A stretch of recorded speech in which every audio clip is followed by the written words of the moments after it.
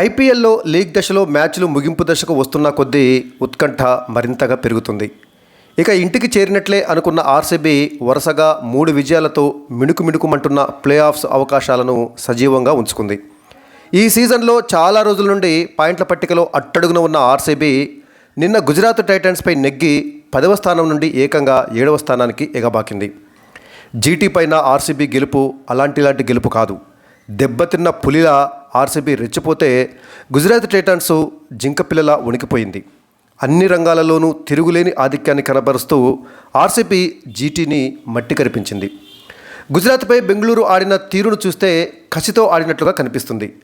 Play ఆఫ్స్కు చేరడానికి ఉన్న 1% అవకాశాన్ని 100% అవకాశంగా మార్చుకోవాలన్న కసితో ఆర్సీబీ ఆడినట్లుగా ఉంది. నెట్ రన్ రేట్ను సైతం గణనీయంగా మెరుగుపరుచుకుంది. ఆర్సీబీ దెబ్బకు గుజరాత్ పాయింట్ల పట్టికలో 8వ స్థానం నుండి 9వ స్థానానికి పడిపోయింది. ఆర్సీబీ గుజరాత్ టైటాన్స్ జట్ల మధ్య శనివారం నాడు బెంగళూరులోని చిన్నస్వామి స్టేడియంలో జరిగిన మ్యాచ్లో టాస్ గెలిచిన ఆర్సీబీ తొలుత బౌలింగ్ ఎంచుకుంది. ఆర్సీబీ బౌలర్ల దెబ్బకు గుజరాత్ టైటాన్స్ బ్యాటర్లు విలవిల్లాడారు. ఒక్కో పరుగు తీయటానికి చెమటోడ్చారు. ఆర్సీబీ ఫాస్ట్ బౌలర్లు సిరాజు, యష్ దయాల్, కామరూన్ గ్రీన్ పదునైన బౌలింగ్కు జీటీ బ్యాటర్ల దగ్గర సమాధానం లేకుండా పోయింది. 19.3 ఓవర్లలోనే 147 పరులకే జీటీ ఆల్అవుట్ అయింది. గుజరాత్ టైటన్స్ బ్యాటర్లలో 37 పరులతోటి షారుఖ్ ఖాన్ టాప్ స్కోరర్గా నిలవగా 35 పరులతోటి రాహుల్ తెవాటియా, 30 పరులతో డేవిడ్ మిల్లర్ కాస్త పర్వాలేదనిపించారు. ఒక దశలో 19 పరులకే 3 వికెట్లు కోల్పోయిన గుజరాత్ను వీరు ముగ్గురు కలిసి కొంతలో కొంత ఆదుకున్నారు. ఆర్సీబీ బౌలర్లలో సిరాజు, యష్ దయాల్, విజయ్ కుమార్ వైశాఖ్ తలా 2 వికెట్లు తీశారు. ఆ తర్వాత బ్యాటింగ్ చేసినటువంటి ఆర్సీబీ ఓపెనర్లు డూప్లిసెస్, విరాట్ కోహ్లీ విజృంభణతోటి కేవలం 13.4 ఓవర్లలోనే 6 వికెట్లు కోల్పోయి విజయ లక్ష్యాన్ని ఛేదించింది. ముఖ్యంగా కెప్టెన్ డూప్లిసెస్ కేవలం 23 బంతుల్లోనే 10 ఫోర్లు 3 సిక్సర్లతోటి 64 పరులు చేయగా కోహ్లీ 27 బంతుల్లోనే 2 ఫోర్లు 4 సిక్సర్లతో 42 పరులు చేశాడు. సాధారణంగా ఫోర్లు ఎక్కువగా కొట్టే కోహ్లీ ఈ మ్యాచ్లో ఫోర్ల కంటే సిక్సర్లు ఎక్కువగా కొట్టడం విశేషం. వీరిద్దరూ కలిసి తొలి వికెట్కు 5.5 ఓవర్లలోనే 92 పరులు జోడించడం విశేషం.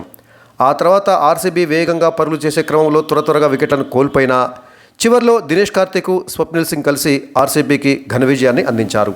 ఇక ఈ మ్యాచ్ ముగిసిన తర్వాత కూడా ప్లే ఆఫ్స్కు చేరే జట్లేవో పూర్తి స్థాయిలో క్లారిటీ రాలేదు. అఫ్కోర్స్ రాజస్థాన్ రాయల్స్, ఆ తర్వాత Kolkata Knight Riders playoffs రేస్లో చాలా దగ్గరగా ఉన్నప్పటికీ మిగతా 2 జట్లపైన క్లారిటీ లేదు. ఇంటికి చేరిందనుకున్నటువంటి ఆర్సీబీ వరుసగా 3 విజయాలతోటి మళ్ళీ కొద్దిగా పోటీలోకి వచ్చింది. 10వ స్థానం నుంచి 7వ స్థానానికి రాగా మళ్ళీ గుజరాత్ టైటన్స్ అడుగుకు పడిపోయింది, అంటే 9వ స్థానానికి పడిపోయింది. ఇంకా మిగిలిన 2 స్థానాలపైన మరి దాదాపు 6-7 జట్ల మధ్య తీవ్రమైనటువంటి పోటీ ఉంది. ఈ పోటీలో ఎల్ఎస్జీ, తర్వాత ఎస్ఆర్హెచ్, సిఎస్కే కొంత ముందున్నాయి. ఆ తర్వాత డీసీ, ఆర్సీబీ, ఆ తర్వాత పంజాబ్ కింగ్స్ కూడా ప్లే ఆఫ్స్ పోటీలో ఉన్నాయి. అయితే ఇప్పటికే 11 మ్యాచ్లు ఆడేసినటువంటి గుజరాత్ టైటన్స్, ముంబై ఇండియన్స్ ఈ 2 జట్ల యొక్క అవకాశాలు చాలా క్లిష్టంగా ఉన్నాయి. అఫ్కోర్స్ ముంబై ఇండియన్స్ దాదాపు ప్లే ఆఫ్స్ రేస్ నుంచి నిష్క్రమించినట్లే. ఇక ఆర్సీబీ 7వ స్థానానికి చేరిన ఇప్పటికీ ప్లే ఆఫ్స్ అవకాశాలు చాలా సంక్లిష్టంగానే ఉన్నాయి. మిగతా 3 మ్యాచ్లలో నిన్న జీటీ పైన గెలిచినట్టుగా భారీ తేడాతోటి గెలిస్తే ఏమైనా అవకాశాలు ఉంటాయేమో చూడాలి. ఇది ఈ మ్యాచ్ తర్వాత పరిస్థితి. ఇక ఆర్సీబీ గుజరాత్ టైటన్స్ జట్ల మధ్య నిన్న జరిగిన మ్యాచ్ విషయానికి వచ్చినట్లయితే స్వల్ప లక్ష్య ఛేదనలో ఆర్సీబీ పరుగుల వరదను పారించింది. కెప్టెన్ డూప్లిసెస్ బాదుడుకు పవర్ ప్లేలోనే ఆర్సీబీ జట్టు 92 పరుగులతోటి వాహ్వా అని అనిపించింది. కానీ ఆ తర్వాత పేసర్ లిటిల్ ధాటికి టపటపా వికెట్లు కోల్పోవడంతో కాస్త టెన్షన్ నెలకొంది. కానీ దినేష్ కార్తిక్ అండగా నిలిచి మ్యాచ్ను ముగించాడు. తొలి ఓవర్లో కోహ్లీ 2 సిక్సర్లతోటి ఆకట్టుకోగా ఆ తర్వాత ఆటంతా డూప్లిసెస్దే అయింది. 2వ ఓవర్లో వరుసగా 4-4, 6-4 తోటి 20 పరుగులు, 4వ ఓవర్లోనూ 4 ఫోర్లతోటి 18 పరుగులు అందించాడు డూప్లిసెస్. అటు ఈ దూకుడుకు 18 బాల్స్లోనే తన హాఫ్ సెంచరీని పూర్తి చేసుకున్నాడు డూప్లిసెస్. ఇక 5వ ఓవర్లో కోహ్లీ 2 సిక్సర్లతోటి 14 పరుగులు చేశాడు.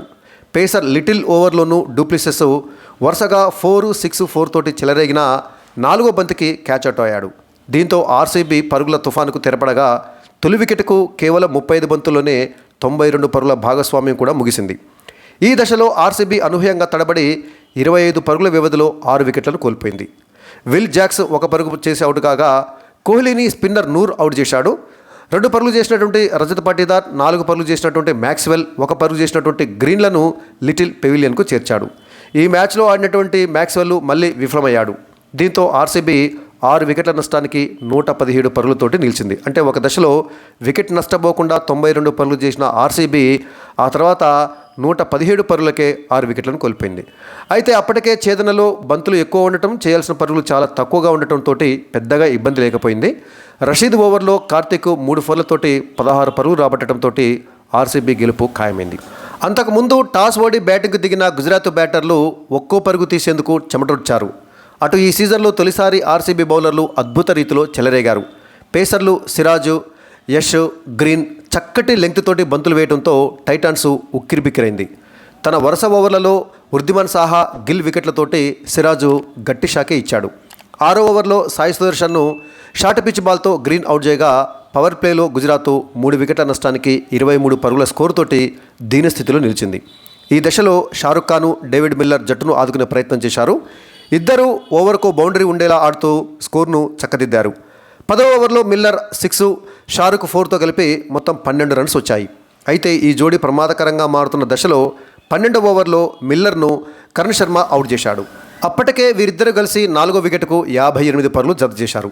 ఇక ఆ తర్వాత ఓవర్లోనే చక్కగా కుదురుకున్న షారుఖ్ రన్అట్ అవటం జీటీకి దెబ్బతీసింది. విరాట్ నేరుగా విసిరిన మెరుపు త్రోతో అతను పెవిలియన్కు చేరాడు. ఈ తరుణంలో రాహుల్ తెవాటియా హిట్టింగ్ దిగి 16వ ఓవర్లో వరుసగా 4, 6, 4, 4 తోటి 19 రన్స్ చేశాడు. అటు రషీద్ ఖాన్ వీలు చిక్కినప్పుడల్లా బౌండరీలతో చెలరేగాడు. వీరిద్దరి ఆట తీరుతో 150 దాటేలాగా అనిపించిన 18వ ఓవర్లో యష్ ఈ ఇద్దరిని వెనక్కి పంపి ఆర్సీబీకి ఊరటనిచ్చాడు. 19వ ఓవర్లో విజయశంకర్ 2 ఫోర్లతోటి ఊపి మీద కనిపించాడు. కానీ ఆఖరి ఓవర్ తొలి 3 బంతుల్లోనే టైటాన్స్ చివరి 3 వికెట్లను కోల్పోయింది. మానవ్, విజయ్ వికెట్లను వైశాఖ్ తీగా మోహిత్ రన్అట్ అయ్యాడు. ఇక ఈ మ్యాచ్ యొక్క స్కోర్ బోర్డు విషయానికి వచ్చినట్లయితే టాస్ ఓడి తొలుత బ్యాటింగ్ చేపట్టినటువంటి గుజరాత్ టైటాన్స్ 19.3 ఓవర్లలో 147 పరుగులకే ఆల్అవుట్ అయింది. మొదట్లో ఆ జట్టు బ్యాటర్లు పరుగులు తీయడానికి చాలా ఇబ్బంది పడ్డారు. ఓపెనర్లు వృద్ధిమాన్ సాహా 7 బంతులాడి కేవలం ఒకే ఒక పరుగు తీసి సిరాజ్ బౌలింగ్లో కార్తిక్ క్యాచ్ ఇచ్చి అవుట్ అయ్యాడు. ఇక మరొక ఓపెనర్ కెప్టెన్ శుభ్మన్ గిల్ 7 బంతులాడి కేవలం 2 పరుగులు చేసి సిరాజ్ బౌలింగ్లో విజయ్ కుమార్ వైశాఖ్ క్యాచ్ ఇచ్చి అవుట్ అయ్యాడు. 3వ స్థానంలో వచ్చినటువంటి సాయి సుదర్శన్ కూడా విఫలమయ్యాడు. 14 బంతులు ఆడినటువంటి సాయి సుదర్శన్ కేవలం 6 పరుగులు మాత్రమే చేసి కెమెరూన్ గ్రీన్ బౌలింగ్లో విరాట్ కోహ్లీకి క్యాచ్ ఇచ్చి అవుట్ అయ్యాడు. ఇక 4వ స్థానంలో బ్యాటింగ్ వచ్చినటువంటి షారుఖ్ ఖాన్ గుజరాత్ టైటాన్స్ ఇన్నింగ్స్ను కొంత ఆదుకున్నాడు. 24 బంతులు ఆడినటువంటి షారుఖ్ ఖాన్ 5 ఫోర్లు, 1 సిక్సర్ తోటి 37 పరుగులు చేసి రన్అట్ అయ్యాడు. ఇక 5వ స్థానంలో బ్యాటింగ్ వచ్చినటువంటి డేవిడ్ మిల్లర్ కూడా పర్వాలేదనిపించాడు. షారుఖ్ ఖాన్, డేవిడ్ మిల్లర్ కలిసి గుజరాత్ టైటాన్స్ ఇన్నింగ్స్ను ఒక రకంగా కొంతలో కొంత ఆదుకున్నారని చెప్పాలి. 20 బాల్స్ ఆడినటువంటి డేవిడ్ మిల్లర్ 3 ఫోర్లు, 2 సిక్సర్లతోటి 30 పరుగులు చేసి కరణ్ శర్మ బౌలింగ్లో మ్యాక్స్వెల్కి క్యాచ్ ఇచ్చి అవుట్ అయ్యాడు. ఇక ఆ తర్వాత వచ్చినటువంటి రాహుల్ తెవాటియా 21 బంతులు ఆడి 5 ఫోర్లు, 1 సిక్స్ తోటి 35 పరుగులు చేసి యష్ దయాల్ బౌలింగ్లో వైశాఖ్ క్యాచ్ ఇచ్చి అవుట్ అయ్యాడు. ఇక ఆ తర్వాత రషీద్ ఖాన్ 14 బంతులు ఎదుర్కొని 2 ఫోర్లు, 1 సిక్స్ తోటి 18 పరుగులు చేసి యష్ దయాల్ బౌలింగ్లో బౌల్డ్ అయ్యాడు. ఇక విజయశంకర్ 7 బంతులు ఎదుర్కొని 2 ఫోర్లతోటి 10 పరుగులు చేసి వైశాఖ్ బౌలింగ్లో సిరాజ్కి క్యాచ్ ఇచ్చి అవుట్ అయ్యాడు. ఇక మానవ్ సుతార్ 2 బంతులు ఎదుర్కొని 1 పరుగు మాత్రమే చేసి వైశాఖ్ బౌలింగ్లో స్వప్నిల్ సింగ్కి క్యాచ్ ఇచ్చి అవుట్ అయ్యాడు. మానవ్ సుతార్కి ఇది ఐపీఎల్లో అరంగేట్రం మ్యాచ్. ఇక మోహిత్ శర్మ 1 బంతి మాత్రమే ఆడి రన్అట్ అయి డక్అవుట్గా పెవిలియన్కి చేరాడు.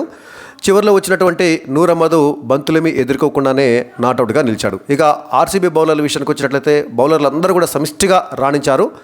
మహమ్మద్ సిరాజు, యష్ దయాలు, తర్వాత విజయ్ కుమార్ వైశాఖ్ ఈ ముగ్గురు తలా 2 వికెట్లు తీస్తే కెమెరూన్ గ్రీన్, కరణ్ శర్మ చెరో వికెట్ తీశారు. అందరూ కూడా మరి పరుగులను బాగా నియంత్రించారు. ఒక కరణ్ శర్మ మాత్రం మరి 3 ఓవర్లలో 42 పరుగులు, అంటే ఒక్కొక్క ఓవర్కి సగటున 14 పరుగులు ఇచ్చి కొంత ధారాళంగా పరుగులు ఇవ్వడం జరిగింది. మిగతా వారంతా కూడా పరుగులను బాగానే కట్టడి చేశారు. ఇక ఆ తర్వాత 148 పరుగుల విజయ లక్ష్యంతో బ్యాటింగ్ దిగినటువంటి ఆర్సీబీకి ఓపెనర్లు కోహ్లీ, డూప్లిసిస్ అదిరిపోయేటటువంటి ఆరంభాన్నిచ్చారు.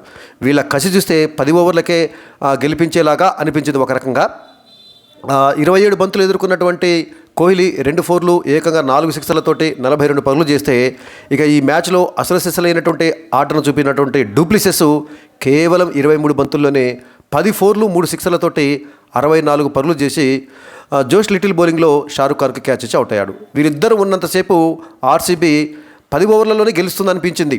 అంతగా చెలరేగిపోయి ఆడారు, కసితో ఆడారు. దెబ్బతిన్న పులిలాగా విజృంభించి కోహ్లీ డూప్లిసిస్ మరి ఆర్సీబీకి విజయాన్ని అందించడంలో కీలక పాత్ర పోషించారు. వీళ్ళిద్దరు అవుట్ అయిన తర్వాత ఆర్సీబీ త్వరగా వికెట్లను కోల్పోయింది. 3వ స్థానంలో బ్యాటింగ్ వచ్చినటువంటి విల్ జాక్స్ 3 బంతులు ఆడి కేవలం 1 పరుగు మాత్రమే చేసి నూర్ అహ్మద్ బౌలింగ్లో షారుఖ్ ఖాన్కి క్యాచ్ అవుట్ అయ్యాడు.